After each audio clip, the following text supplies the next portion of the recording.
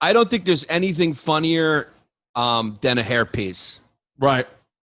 I don't think there's anything funnier than thinking of a guy taking his hairpiece off and putting it on a statue next to his bed and laying himself down to sleep. I just can't imagine. There's a couple of things. One, how hot it is.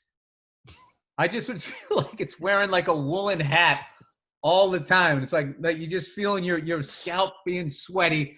And then also, God forbid, if you're single and you're wearing a piece and you meet some woman and you have feelings and you can't have any secrets, at what point do you fucking lift that thing off? Dude, Bill, it happened to my father.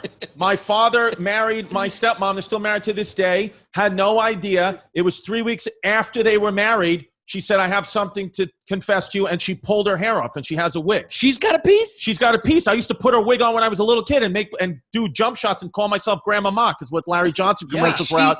She had one? She pulled her hair off. Yeah, dude, I'm telling you. Wow.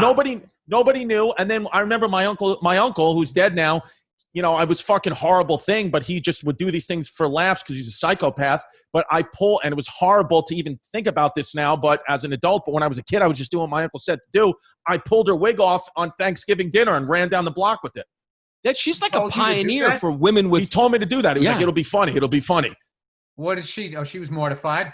Mortified and, had resentment towards me for years. That's just recently, opened up to kindness and love. Since I had my kid. Now she's happy and she forgot about it. But I didn't know. I was a little kid. I was being told what to do. She's got to be some sort of pioneer for women. I didn't even know women could have a hairpiece. Yeah, and it's a nice thing.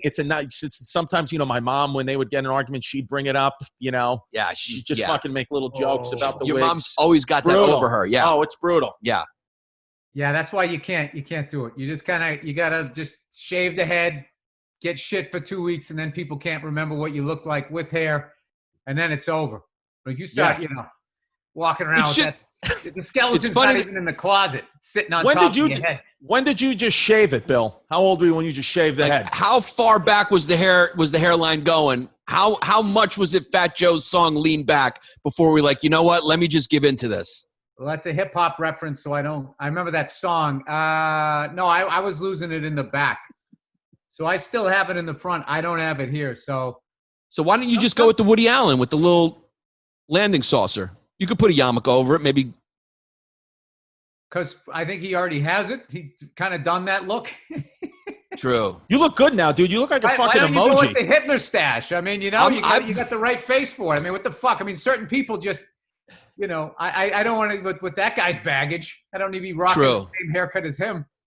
But if you do have a nice round head, so it works out nice. You look good. You're one of those guys who look good bald. But if you didn't, if I went bald and my head wasn't as round as yours, I would try a piece. I would try to put a piece on. Today he's having a good hair day. They do now is they bring in reinforcements as they're going. So now they vacuum them out. Dude, I know guys who back in the day, the option, there was before when I was a real little kid, you had those awful ant legs that literally you'd look at them and you saw that dot. They were fucking horrible. And then they came up with a new thing where they would cut an 1/8 inch slice out of the back of your head. And then they would lay it on the fucking table. They'd stitch you back up this way. And then they would drop them in like that. Not even knowing if they were going to work or not. So that you'll see guys my age still, you'll see they have the smiley face scar on the back of their head.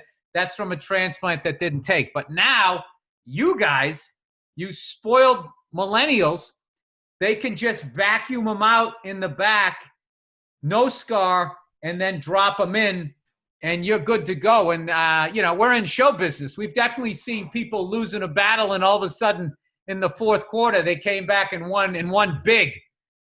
And it looks great, too. I'm just not into it. I guess I could do that, but I guess if you look like Brad Pitt, I get why doing it, but why would I do all of that? I feel like if you look like me, the more you look like a regular guy, the better chance you have at getting work. You know what I mean? I'm going to get hair plugs at 52 and be the next fucking heartthrob? I'm 52. Yeah. It's fucking over. Right. It's over either way. So That was my philosophy. Did they Smart. when you went into the role in the Apatow movie about Pete? Did they at some point want to put a rug on you? Or you just went with the bald look? No. The character. If anything, they were like, "What if we grow it out?" I was gonna do that. I kind of look at my head like a blank slate. So like whatever you want to do with it, I don't give a shit. But like I'm not gonna, acting is one thing.